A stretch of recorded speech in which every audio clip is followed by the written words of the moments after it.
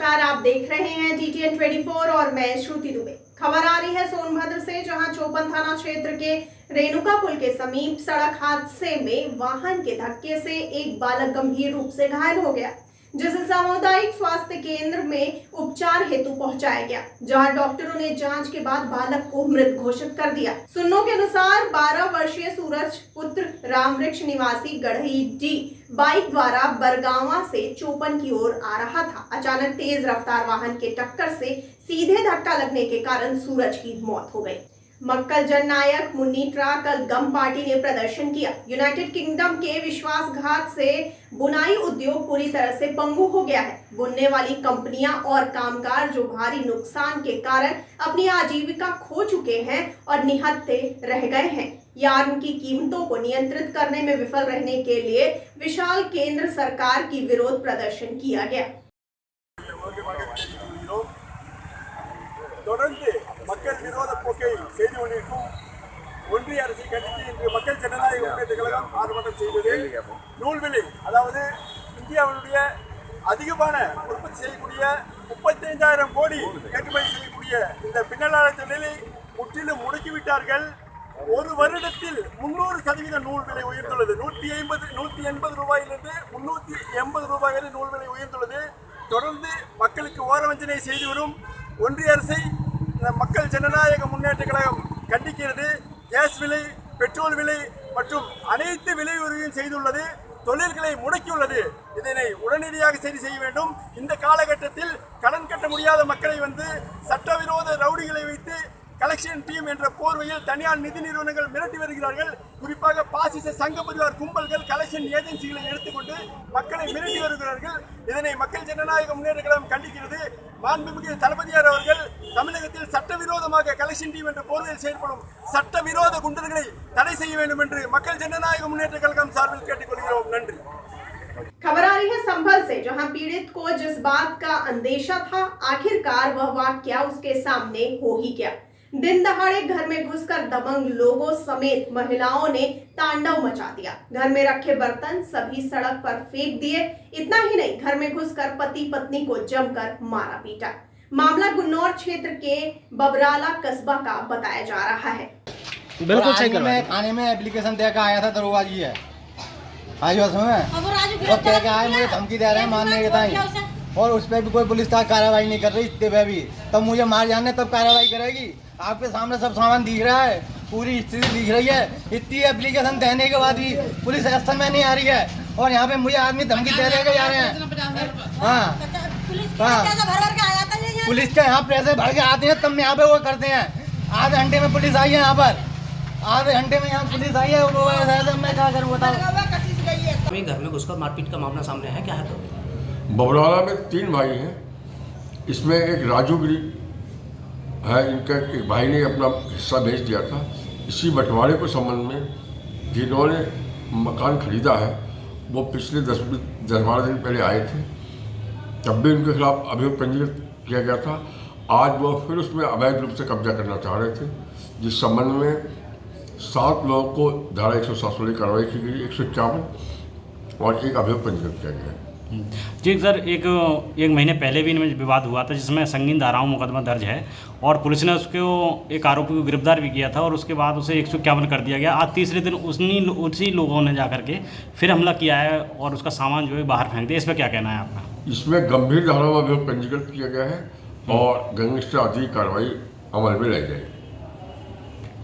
खबर आ रही है शाहजहांपुर से, जहां अपराधियों के बीच पुलिस का ऑपरेशन लगड़ा खौफ की वजह बनता जा रहा है। इसी के चलते शाहजहांपुर में गैंगस्टर में निरुद्ध 5 अपराधियों ने हाथों में तख्ती लेकर पुलिस के सामने सरेंडर कर दिया।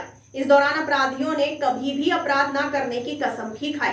दरअसल थाना खुटार क्षेत्र में कच्ची शराब बनाने वालों पर पुलिस ने कड़ी कार्रवाई की थी, जिसके चलते पुलिस ने 5 अपराधियों को गैंगस्टर की धाराओं में निरुद्ध किया था।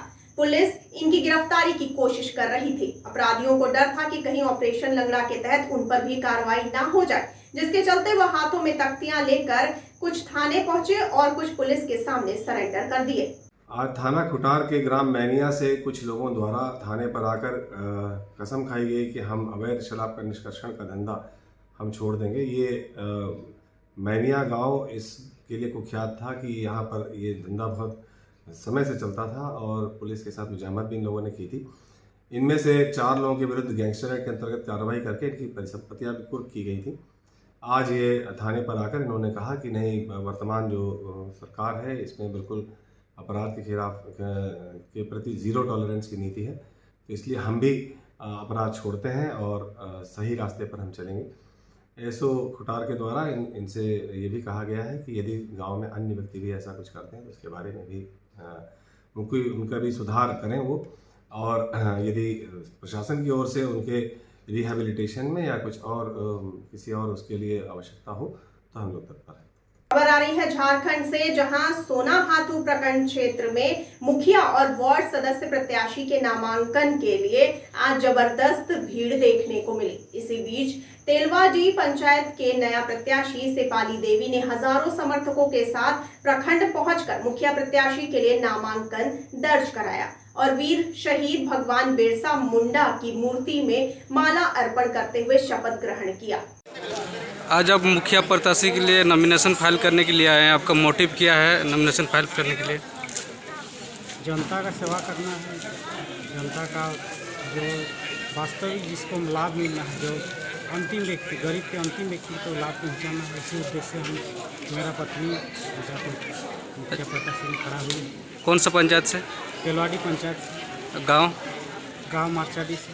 आपका नाम क्या है और मुखिया प्रत्याशी का नाम क्या है? मुखिया प्रत्याशी का नाम है सेपाली देवी, मेरा नाम है छोटू सिंह मुंडा। खबर आ रही है कर्नाटक के तुमकुर से, जहां रमजान के हिस्से के रूप में सिद्धगंगा मठ में पहुंचे मुस्लिम नेताओं ने सिद्धलिंग श्री का आशीर्वाद प्राप्त किया।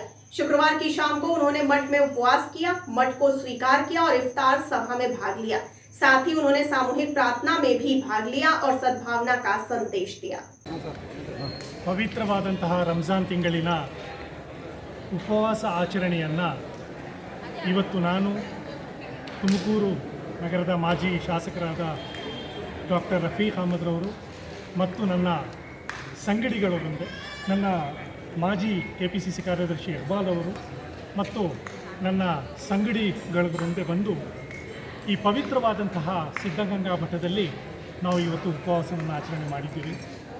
ಸಿದ್ಧಗಂಗಾ ಮಠ ಇಡೀ ಭಾರತದಲ್ಲೇ ಅಕ್ಷರ ದಾಸೋಹ, ಜ್ಞಾನ ದಾಸೋಹ ಮತ್ತು ಅನ್ನದಾಸೋಹವನ್ನು ನೀಡಿದಂತಹ ಒಂದು ಸಂತ ಇಲ್ಲಿ ಈ ದೇಶಕ್ಕೆ ಒಂದು ಸೇವೆಯನ್ನು ಮತ್ತು ಈ ದೇಶಕ್ಕೆ ಒಂದು ವಿಶೇಷವಾದಂತಹ ಒಂದು ಮೆಸೇಜನ್ನು ಕೊಟ್ಟಂತಹ ಸಂತ ಇಲ್ಲಿ ಇದ್ದಂತಹ ಸ್ಥಳ, ಅವರು ಇರ್ತಕ್ಕಂತಹ ಸ್ಥಳ। ಈ ಒಂದು ಪವಿತ್ರವಾದಂತಹ ಸ್ಥಳದಲ್ಲಿ ನಾವು ಬಂದು ಈ ಮುಸ್ಲಿಂ ಬಾಂಧವರು ಮತ್ತು ಹಿಂದೂ ಬಾಂಧವರು ಸೇರಿ ಈ ಪವಿತ್ರವಾದಂತಹ ರಂಜಾನ್ ತಿಂಗಳಿನಲ್ಲಿ ಉಪವಾಸವನ್ನು ಆಚರಣೆ ಮಾಡಬೇಕಂತ ನಾವು ತೀರ್ಮಾನ ಮಾಡಿದಾಗ ಸ್ವಾಮೀಜಿಗಳು ನಮಗೆ ಈ ಒಂದು ಅವಕಾಶವನ್ನು ಮಾಡಿ ಇಲ್ಲಿ ಕೊಟ್ಟರು।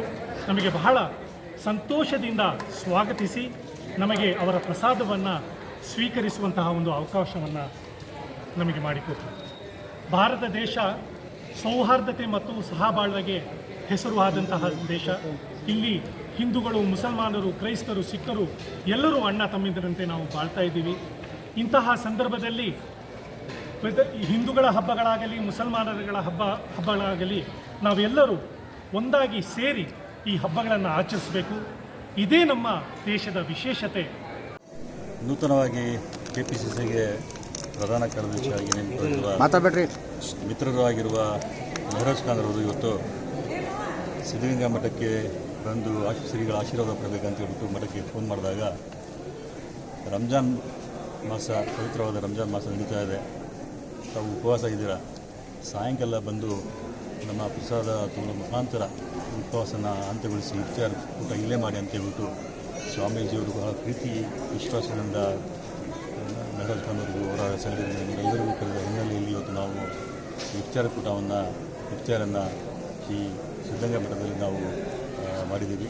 ಬಹಳ ತುಂಬ ಸಂತೋಷದ ವಿಷಯ, ಯಾಕಂದರೆ ಸ್ವಾಮೀಜಿಯವರು ಹಿತವಚನದಲ್ಲಿ ಹೇಳಿದರು, ಭಾರತ ದೇಶ ಎಲ್ಲ ಸಮುದಾಯಗಳಿರುವಂಥ ದೇಶ, ಶಾಂತಿಯ ತೋಟ ಇದು, ನಾವೆಲ್ಲರೂ ಒಗ್ಗಟ್ಟಾಗಿರ್ಬೇಕು ಅಂತ ಬಹಳ ವಿವರವಾಗಿ ಹೇಳಿದ್ದಾರೆ। ಶ್ರೀಗಳಿಗೆ ನಾವು ಯಾವಾಗಲೂ ಆಭಾರಿಯಾಗಿರ್ತೀವಿ, ಏಕೆಂದರೆ ಶ್ರೀಗಳ ಆಶೀರ್ವಾದ ತುಮಕೂರಿನ ನಗರದ ಹಾಗೂ ಜಿಲ್ಲೆಯ ಹಾಗೂ ರಾಜ್ಯದ ಎಲ್ಲ ಜನತೆ ಮೇಲೆ ಇದೆ। ಶ್ರೀ ಶ್ರೀ ಮಹಾಕುಮಾರ ಸ್ವಾಮಿಗಳ ಗಂಗೇಕ ಸ್ವಾಮಿಗಳ ಅವ್ರನ್ನ ಸ್ಮರಿಸುತ್ತಾ ಇವತ್ತು ಏನು ನಮ್ಮ ಶ್ರೀಗಳು ಇವತ್ತು ಆಶೀರ್ವಾದ ಮಾಡಿದ್ದಾರೆ. ಮುಂದಿನ ದಿನಗಳಲ್ಲಿ ಇದೇ ರೀತಿಯಾಗಿ ನಾವೆಲ್ಲರೂ ಒಂದಾಗಿ ಹಿಂದೂ ಮುಸ್ಲಿಂ ಕ್ರೈಸ್ತರು ಒಂದಾಗಿ ನಮ್ಮ ದೇಶವನ್ನು ಅಭಿವೃದ್ಧಿ ಮಾಡುವ ಅಂತ ಹೇಳಿ ನಾವು ಬಯಸಿ ಬಂದಿದ್ದೀವಿ. ಮೆಹರಾಜ್ ಖಾನ್ ಅವರು ನೂತನವಾಗಿ KPCCಯ ಪ್ರಧಾನ ಕಾರ್ಯದರ್ಶಿಯಾಗಿ ಅವರು ನೇಮಕೊಂಡಿದ್ದಾರೆ. ಅವರು ತಮ್ಮನ್ನು ನಿರ್ದೇಶಿಸಿ ಮಾತಾಡ್ತಾರೆ. उत्तर प्रदेश के वित्त मंत्री सुरेश कुमार खन्ना शाहजहांपुर पहुंचे, जहां उन्होंने लोगों की जन समस्याएं सुनी और अधिकारियों को तत्काल निस्तारित करने के निर्देश दिए। इस दौरान उन्होंने विकास खंड के अधिकारियों, BDC मेंबर और ग्राम सचिव के साथ एक अहम बैठक की। वित्त मंत्री ने कहा कि सरकार की सभी योजनाएं आखिरी छोर पर बैठे व्यक्ति तक हर हालत में पहुंचना चाहिए। कहा जा रहा था कि जनता की सुनवाई के लिए लोगों को सरकार के पास जाना पड़ता था, लेकिन अब सरकार खुद जनता के पास जाएगी। बहुत बड़ा एक सरकार का फैसला है ये। शासन की योजनाएं नीचे तक पहुँचे। आज भावलखेड़ा के ब्लॉक की मीटिंग में इसी पर चर्चा हुई और जो विशेष मुद्दे हमेशा मीटिंग में रहते हैं, तो स्वच्छता का मुद्दा, जल निकासी का, कूड़े का प्रबंधन और मनरेगा की कार्य योजना, साथ ही साथ समाज कल्याण के माध्यम से जो निराश्रित महिला पेंशन या वृद्धावस्था पेंशन या विकलांग पेंशन वो समय पर उनको पहुँचे, जन्म मृत्यु प्रमाण पत्र लोगों को समयबद्ध तरीके से मिल पाएँ। इन्हीं सब विषयों के ऊपर आज चर्चा हुई और हमने सभी लोगों से सहयोग भी मांगा है और निर्देश भी दिया है कि हर तरह से सरकारी अधिकारियों को जो भी शासन की योजनाएं हैं उसको ज़मीन पर पहुंचाने का के लिए भरसक प्रयास करें। जो प्रस्ताव आज आए हैं उसको मनरेगा में भी शामिल किया जाएगा जहां जैसी आवश्यकता होगी। गांव में तालाब की बहुत बड़ी आवश्यकता है, इसलिए जो बुनियादी समस्याएं हैं, बुनियादी विषय हैं, उसके ऊपर एक सार्थक चर्चा हुई है। लगभग 20 प्रधान और BDC मेंबरों ने अपने विचार भी व्यक्त किए। उद्देश्य यही है कि जितना ज़्यादा से ज़्यादा सुधार हो सके, जितना ज़्यादा से ज़्यादा बेहतरी हो सके वो हो। आज कड़े संदेश भी दिए गए सर कि लापरवाही किसी की बर्दाश्त भी नहीं की जाएगी। जी, क्या निर्देश दिए सर आज? समयबद्ध तरीके से जो शासन की योजनाएं हैं वो जनता तक पहुँचें, यही उद्देश्य है। एक भाई साहब, आपने वित्त मंत्री के रूप में जो अभी तक इनकम टैक्स में, तो ये थी इस वक्त की बड़ी खबर। आगे खबरों के लिए देखते रहिए TTN 24। मुझे दीजिए इजाजत। नमस्कार।